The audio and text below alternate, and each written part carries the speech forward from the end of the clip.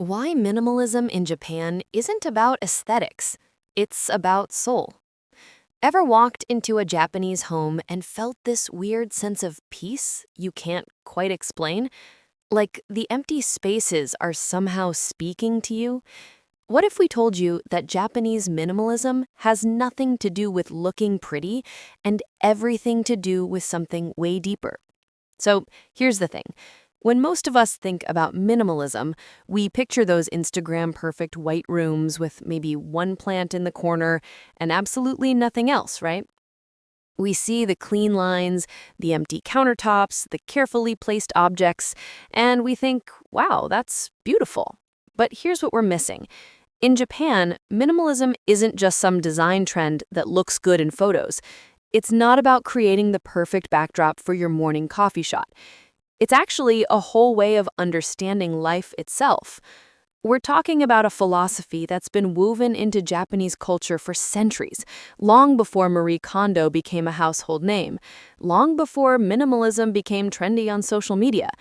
And honestly, when you start to understand what's really going on beneath the surface, it changes everything about how you see those empty spaces. Because those spaces, they're not empty at all. They're full of meaning, full of intention, full of something that Japanese call ma, which we'll get into in a bit. But first, we need to understand where all of this actually comes from. The roots go way deeper than you think. Let's rewind about 800 years. We're in medieval Japan, and there's this whole movement happening in Zen Buddhism that's starting to shape how people think about literally everything. The monks practicing Zen weren't interested in fancy decorations or showing off their wealth. They were focused on meditation, on finding clarity, on stripping away distractions to get to what really matters. And this mindset started seeping into every aspect of Japanese culture. Think about the traditional tea ceremony for a second. It's not just about drinking tea, even though, yeah, that's technically what's happening. The tea room itself is small and simple. There might be one scroll hanging on the wall, one flower arrangement in the corner. That's it. But every single element in that room has been chosen with incredible care. The way the light falls, the texture of the tea bowl in your hands, the sound of water being poured, everything is designed to bring you into the present moment, to help you experience something beyond the surface level of daily life. This idea spread into architecture, into gardens, into art, into the way people arranged their homes. By the time we get to the 15th and 16th centuries, you've got this aesthetic called wabi-sabi taking hold. And wabi-sabi is fascinating because it celebrates imperfection. It finds beauty in things that are weathered, aged, incomplete. A cracked tea bowl isn't seen as broken or worthless, it's seen as having character, as telling a story, as being more authentic than something shiny and new.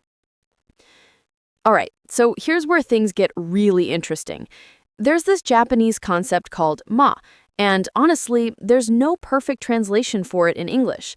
The closest we can get is something like negative space or the space between things. But that doesn't quite capture it.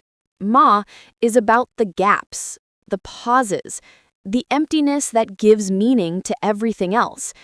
Imagine listening to music where every single second is filled with sound. No breaks, no rests, just constant noise. It would be exhausting, right? You need those pauses between the notes for the music to actually make sense, to have rhythm, to have beauty. That's ma. In Japanese homes, the empty spaces aren't just leftover areas where they haven't put stuff yet. They're intentional. They're there to give your mind room to breathe, to let you actually appreciate the few objects that are present. When you walk into a traditional Japanese room, you might see tatami mats on the floor, simple shoji screens for walls, and maybe one carefully chosen piece of art or a flower arrangement. The emptiness isn't about being minimal for the sake of being minimal. It's about creating space for your thoughts, for reflection, for being present. In Western culture, we tend to fill every corner, every surface, because empty space makes us uncomfortable.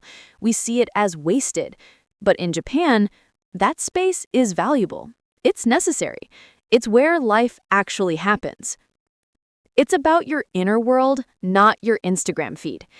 Here's where we need to talk about something important. Somewhere along the way, minimalism became this aesthetic movement in the West.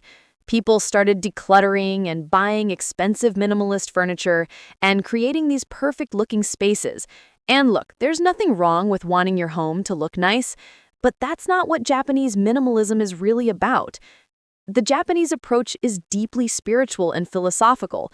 It's connected to this idea that your external environment reflects and affects your internal state. When your space is cluttered, your mind feels cluttered. When you're surrounded by things you don't need or use, you're carrying that weight mentally and emotionally. So simplifying your physical space is actually about freeing up mental and spiritual energy. There's this practice called danshari, which is kind of like decluttering, but with a much deeper purpose. It's not just about getting rid of stuff. It's about understanding your attachment to things, questioning why you hold on to objects, and learning to let go of what no longer serves you. It's therapeutic, honestly. Every item you release is like releasing a little bit of emotional baggage. You're not just cleaning your closet, you're examining your relationship with material possessions and, by extension, your relationship with yourself. And this is where Japanese minimalism completely differs from what we often see online. It's not about having the perfect aesthetic or following a specific set of rules about how many items you can own. It's about being intentional. It's about surrounding yourself only with things that have meaning, that serve a purpose, that bring you genuine joy or peace. Everything else is just noise. The connection to nature. We can't talk about Japanese minimalism without bringing nature into the conversation, because the two are completely intertwined. Japanese design has always been deeply influenced by the natural world. Traditional homes often blur the line between inside and outside. You'll see large windows or sliding doors that open onto gardens, natural materials like wood and stone, colors that reflect the changing seasons. This connection to nature reinforces the minimalist philosophy in a beautiful way. Nature doesn't need decoration. A tree doesn't need accessories. A stone doesn't need enhancement. They just exist in their natural state, and that's enough. That's beautiful. Japanese minimalism takes the same approach with living spaces. The materials speak for themselves. The craftsmanship is evident. There's no need to add layers of decoration on top. And there's something else happening here too.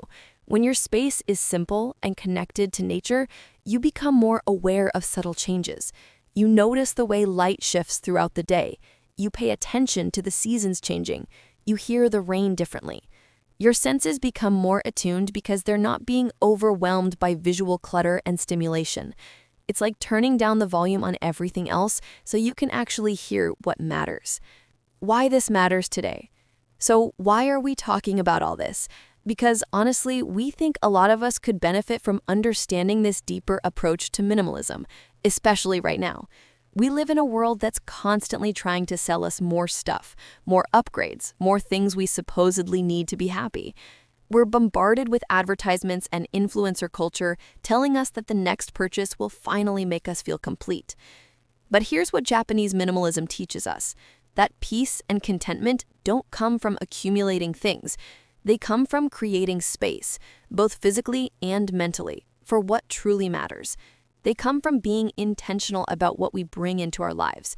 They come from appreciating what we already have rather than constantly chasing what we don't. According to research on consumer behavior, the average American household contains over 300,000 items. That's a staggering number when you really think about it. And studies have shown that clutter can significantly increase stress levels and decrease productivity.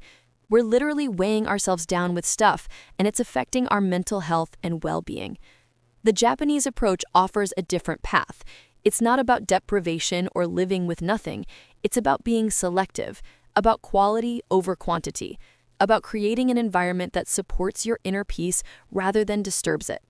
And the beautiful thing is, this philosophy can be applied whether you live in a tiny apartment or a large house, whether you're in Tokyo or anywhere else in the world.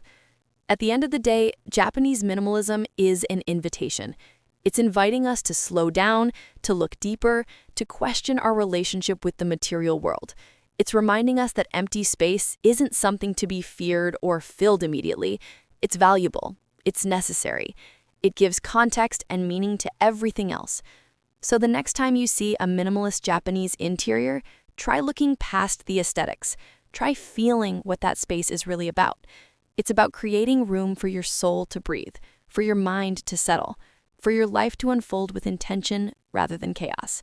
And honestly, in our increasingly hectic world, that's something we could all use a little more of.